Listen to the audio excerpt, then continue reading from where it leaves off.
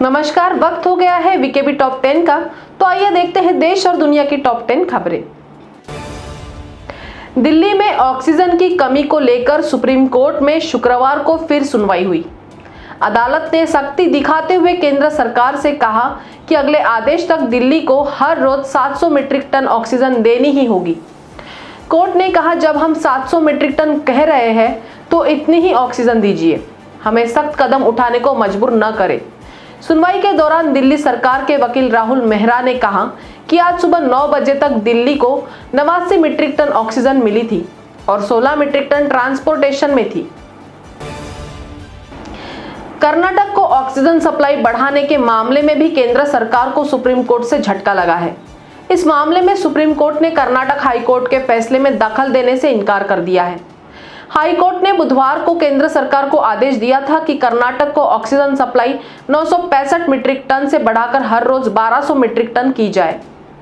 केंद्र सरकार ने इस आदेश को गुरुवार को सुप्रीम कोर्ट में चुनौती दी थी, जिसे सुप्रीम कोर्ट ने खारिज करते हुए कहा कि कर्नाटक हाई कोर्ट के आदेश को लेकर कोई शंका नजर नहीं आती और इसके खिलाफ केंद्र की अपील पर सुनवाई की कोई वजह भी नहीं दिख रही।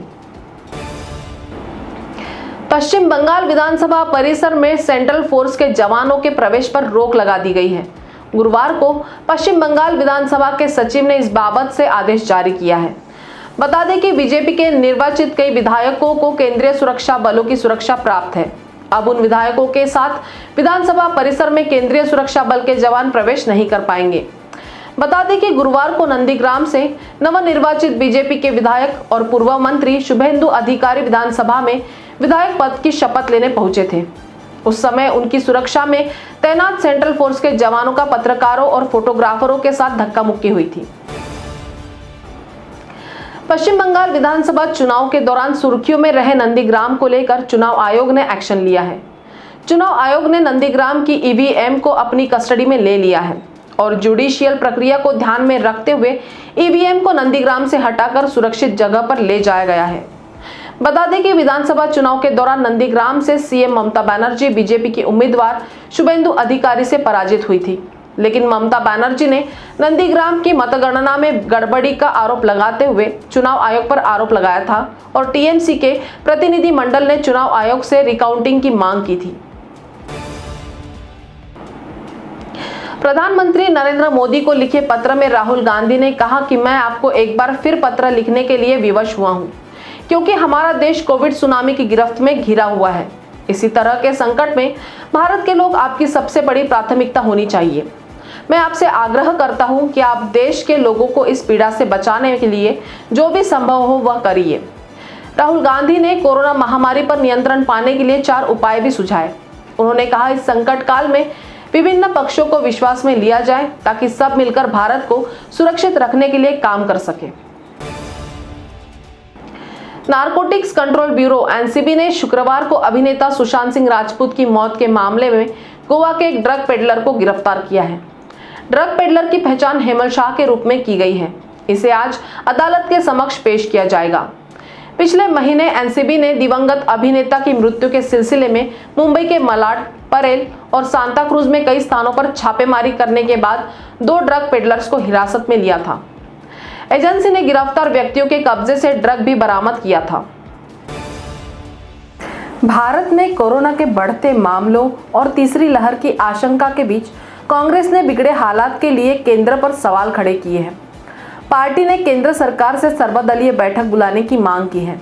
कांग्रेस संसदीय दल की बैठक में पार्टी की अंतरिम अध्यक्ष सोनिया गांधी ने सर्वदलीय बैठक आयोजित करने की मांग की है।